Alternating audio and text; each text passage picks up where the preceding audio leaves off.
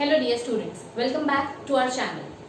So before starting with today's topic, that is nothing but our outbreeding devices, I would like to give you the answer for the question that I had asked in our earlier lecture. मैंने आपसे एक question पूछा था that you have to tell me the meaning of dioecious in our comment section. So many students have commented over there and I am very happy about them.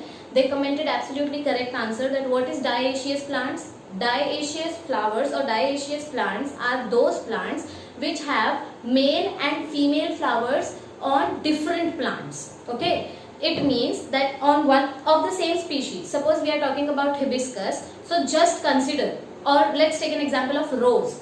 Okay, so it is like that one male flower will be on one plant of the rose species and the female flower of the same species will be present on the other plant. So basically dioecious, di मतलब क्या होता है, दो plants, di means two. So male gamete या male flower एक plant पे और female flower दूसरे प्लांट पे. Okay, so this is dioecious plant. और इसी का अपोजिट क्या होगा जो आज हम वर्ड पढ़ने वाले हैं, मोनोएशियस.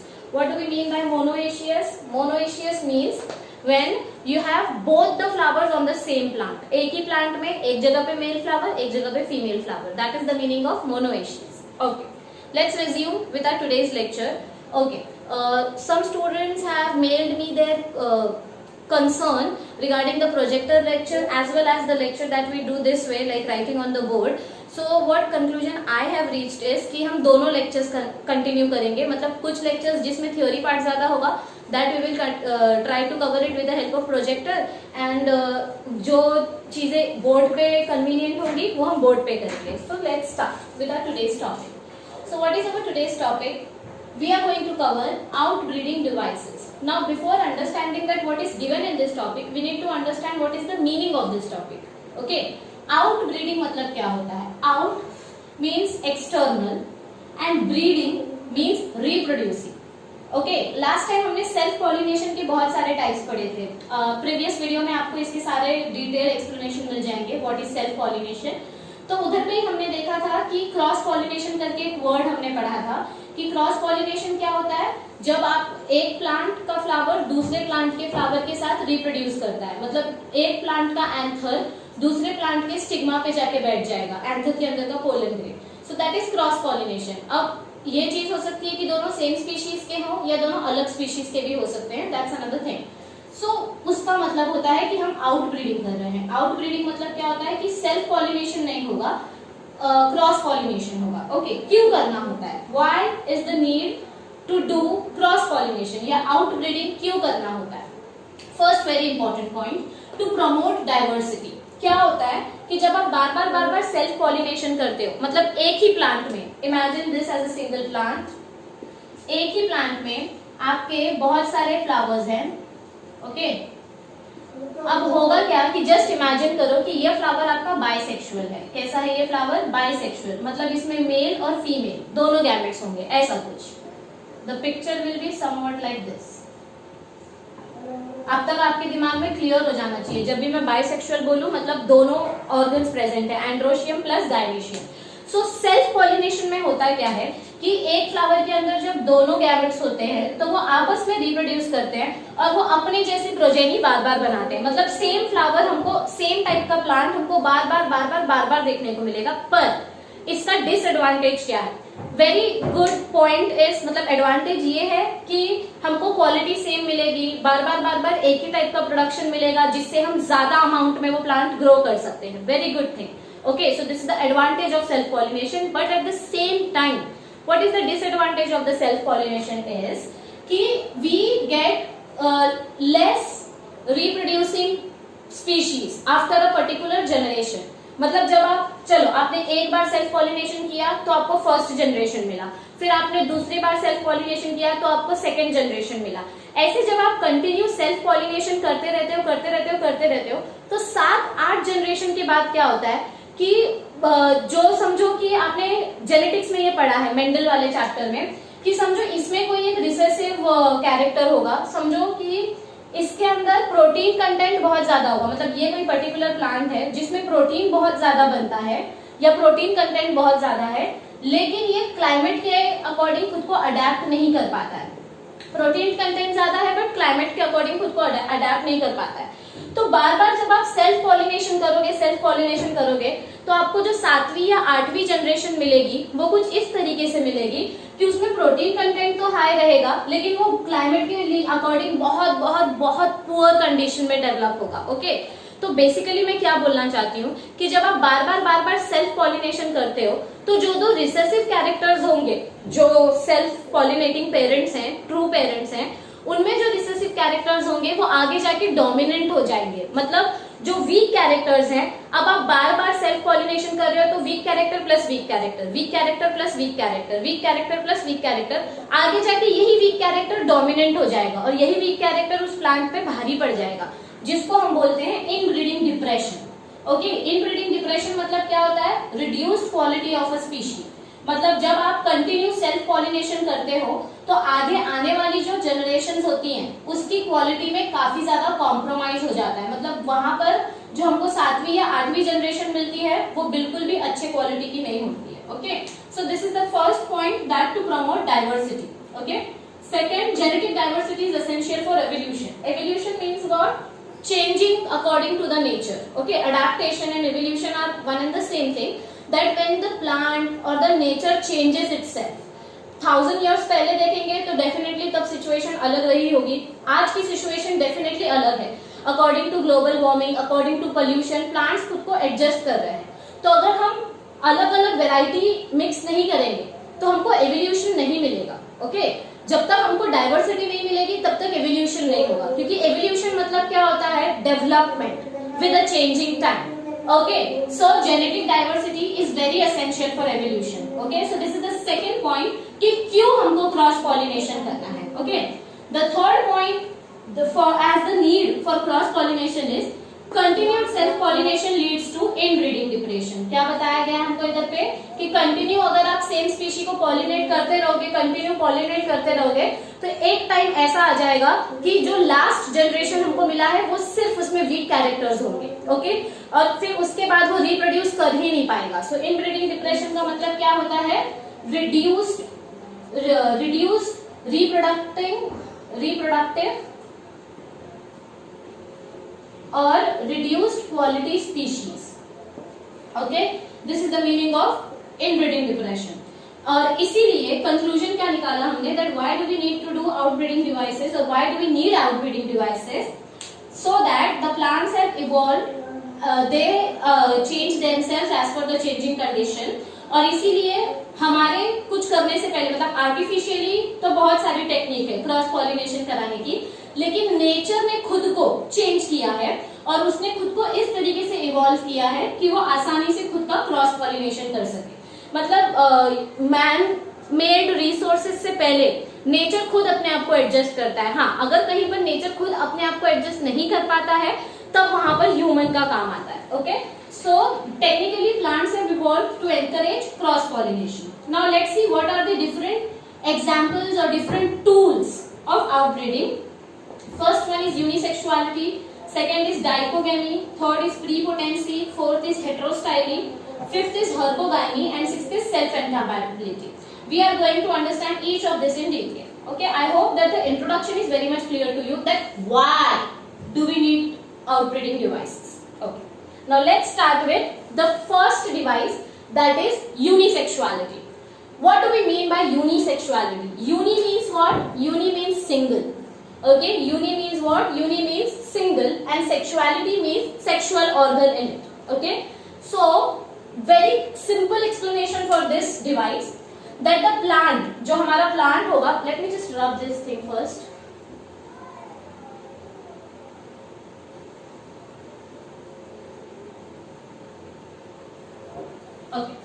यूनिसेक्सुअलिटी मतलब क्या होगा कि हमारा जो प्लांट होगा it will either contain, it bears और कंटेन्स आइदर मेल और फीमेल फ्लावर। ओके, मतलब हमारे प्लांट में या तो मेल फ्लावर्स होंगे सारे के सारे, या तो सारे फ्लावर्स फीमेल होंगे, दोनों गैमेट्स नहीं होगा, कोई एक ही गैमेट होगा। ओके, और उस प्लांट को हम बोलते हैं डायेशियस। मैंने लेक्चर के इंट्रोडक्शन में ही बताया what do we mean by dioecious, that male and female flowers are present on two different plants. एक प्लांट में पूरे मेल फ्लावर्स, एक प्लांट में पूरे फीमेल फ्लावर्स, जिसका एग्जांपल है पपाया। Okay, alright. लेकिन कभी कभी यूनिसेक्सुअलिटी में हमको ये भी देखने को मिलता है that few plants may be monoecious, कुछ प्लांट्स मोनोएशियस भी हो सकते हैं जैसे कि मेज। लेकिन इसमें होगा क्या कि मैच्योरिटी का टाइम अलग होगा या क्लाइमेटिक कंडीशन के वजह से दोनों एक दूसरे के साथ रिप्रोड्यूस नहीं कर पाएंगे, ऐसे कुछ एक्सेप्शंस हो सकते हैं। आपको ये पॉइंट याद रखना है, this is very important point, that the plant it bears either male flowers और फीमेल फ्लावर्स। ओके, दोनों एक साथ नहीं होगा, या तो सिर्फ मेल फ्लावर्स होगा या तो सिर्फ फीमेल फ्लावर्स होगा। This is the first outbreeding device. Second outbreeding device is dichogamy.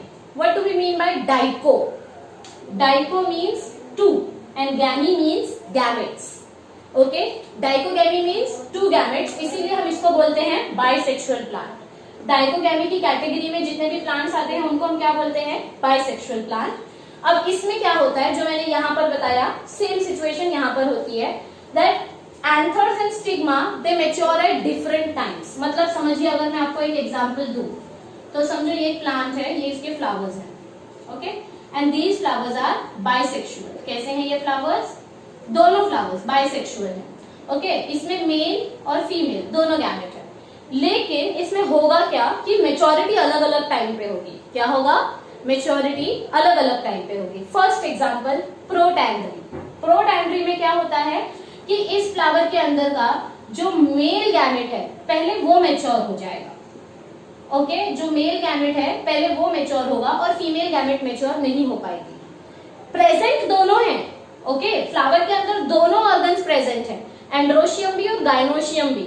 Okay, male and female both reproductive organs are present, लेकिन मेच्योर नहीं हुए दोनों साथ में मेच्योर नहीं हुए, एक ही मेच्योर हो रहा है। At a time only one organ is maturing. So जब एंड्रोशियम पहले मेच्योर होता है तो उसको हम बोलते हैं प्रोटैंड्री। वेरी सिंपल टू रिमेंबर, क्योंकि आपके नाम में ही दिया हुआ है that what is going to mature first. Pro मतलब क्या होता है? First, and Andriy means androecium, और इसका एग्जाम्पल है सनफ्लावर। और इसी का अपोजिट है protogyny. Pro means first, gynae means gynoecium, और इसमें क्या होगा कि गाइनेशियम पहले मेच्योर होगा, मतलब फीमेल ऑर्गन पहले मेच्योर होगा, female reproductive organ, that is your style stigma ovary. It will mature first and later the androecium will mature। तो उस टाइम पे क्या होगा कि समझो, ऐसा इमेजिन करो, इसमें मेल मेच्योर है पर फीमेल मेच्योर नहीं है, तो अब now this is ready for reproduction. तो ये फ्लावर का मेल पार्ट क्या करेगा? ये मेल पार्ट है, ये फिलामेंट है और ये एंथर है। तो इसके अंदर के सारे पोलन ग्रेन्स, कुछ पोलन ग्रेन्स यहीं पर गिर जाएंगे और कुछ पोलन ग्रेन्स दूसरे प्लांट पे जाएंगे। क्योंकि इसका फीमेल वाला फ्लावर मैच्योर नहीं है तो यहाँ पर रिप्रोडक्शन नहीं होगा। ये पोलन ग्रेन्स जो दूसरे प्लांट पर गए हैं वहां रिप्रोडक्शन होगा, और अब प्लांट चेंज हो गया तो ये हो गया आपका cross pollination. Did you understand? Okay, वापिस बोलती हूँ, dichogamy is a bisexual plant. Mail और फीमेल गैमेट्स दोनों एक ही फ्लावर में है, लेकिन मेच्योरिटी अलग अलग टाइम पे होती है। अब मेल पहले मेच्योर हो गया तो वो फीमेल के मेच्योर होने का वेट नहीं करेगा, वो अपने पोलन ग्रेन्स दूसरे प्लांट को दे देगा, and the moment the pollen grains are transferred to other plants, दो प्लांट्स आ गए, मतलब क्रॉस पॉलिनेशन हो गया। क्या हो गया? Cross pollination. I hope that this is helpful to you. Let's continue with the next one. Okay, so now starting with our third outbreeding device, that is prepotency. What do we mean by prepotency? Pre means before and potency means germinating or reproducing.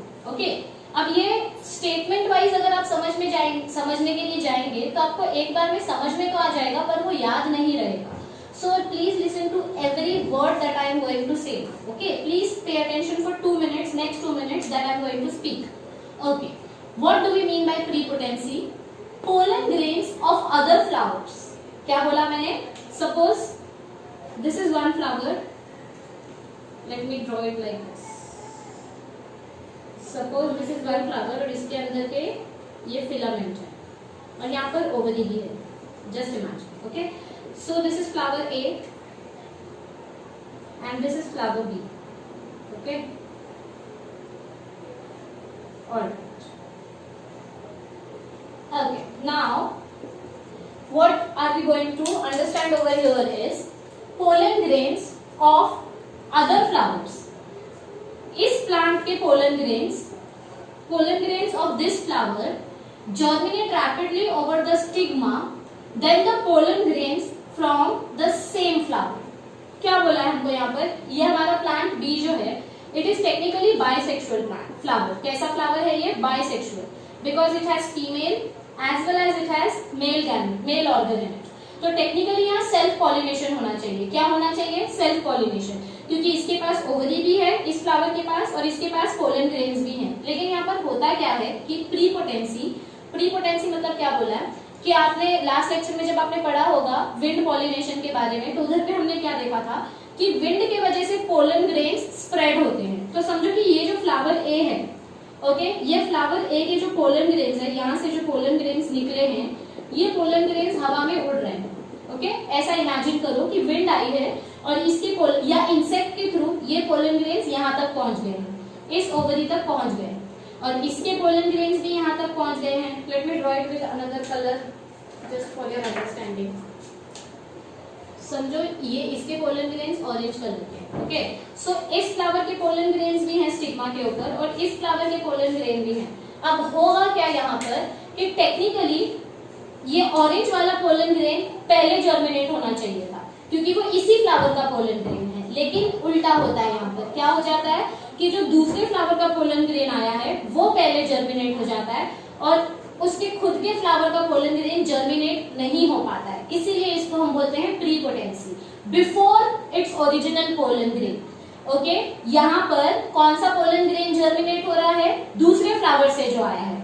खुद का pollen grain अपने खुद के flower के stigma को germinate नहीं कर पाता है क्योंकि उससे पहले कौन जर्मिनेट हो जाता है, दूसरे फ्लावर का pollen grain. And this leads to cross pollination. इसके वजह से क्या हो जाता है, क्रॉस पॉलिनेशन, क्योंकि ये पता नहीं कौन सा प्लांट है, इसके पोलन ग्रेन्स यहाँ पर उड़कर आए हैं, तो अब इन दोनों को मिला के जो हमारा ऑफस्प्रिंग बनेगा वो कोई एक अलग ही स्पीशीज का होगा या अलग ही जेनेटिक कंटेंट होगा उसके अंदर. So this was your third outbreeding device, that is prepotency. What is prepotency? When pollen grains of other flower they germinate the stigma rapidly before the pollen grain of the same flower can germinate it. Understood? So this is prepotency. Now let's understand what is heterostyly. Fourth outbreeding device is heterostyly, या जिसका दूसरा नाम है heteromorphy. Morphy मतलब hetero मतलब क्या होता है, hetero means different, okay, और मिक्सचर. एंड स्टाइली मतलब यहाँ पर क्या बोला गया है, female reproductive organ. Style stigma ovary if you remember. तो यहाँ पर हमको क्या बोला है कि फीमेल का रिप्रोडक्टिव ऑर्गन का जो स्ट्रक्चर है वो अलग अलग होगा. लेट्स अंडरस्टैंड क्या बोलते हैं यहाँ पर. Okay, let me just rub this out so that I can give you better picturisation. Alright, हाँ, let's see first what is given over here. In some plants like primrose there are 2 or 3 types or forms of flowers in terms of structure. Okay, क्या बोला यहाँ पर हमको, primrose as in night flower. Okay, so in some plants like primrose 2 या 3 अलग अलग type के flowers होते हैं. सेम प्लांट में अलग अलग टाइप के फ्लावर्स होंगे, in which stigma and anthers are placed at different levels. What do we mean by this? Let's see. This is plant 1. Okay.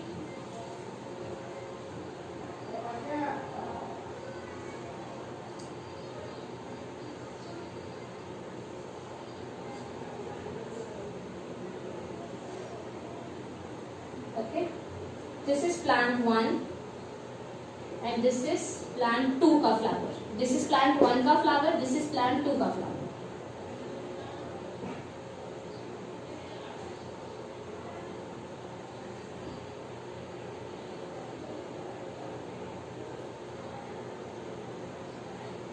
Okay, this is plant 1 का flower and this is plant 2 का flower. So what are we going to deal over here? Second. Okay. हाँ, क्या बोला हमको इधर पे? That in some plants flowers are of 2-3 types in which the stigma and the anther are placed at different levels. Okay, they are not equally leveled. For example, अगर ये flower देखें तो इसका stigma ऊपर है और anthers नीचे है और यहाँ पर स्टिग्मा नीचे है. This stigma is at the lower level and the anthers are at the higher level. So what happens, यहाँ पर पॉलिनेशन नहीं होगा. इसके एंथर यहाँ तक नहीं पहुंच पाएंगे, कहीं और ही चले जाएंगे, और इसके एंथर शायद नीचे आ जाएं या शायद कहीं और चले जाएं। ओके, पॉसिबिलिटी 50-50% की है, लेकिन पॉसिबिलिटी पे तो नेचर सर्वाइव नहीं कर सकता। We need assurance, we need guarantee. Okay, so इसकी वजह से क्या होता है कि पॉलिनेशन नहीं होता है।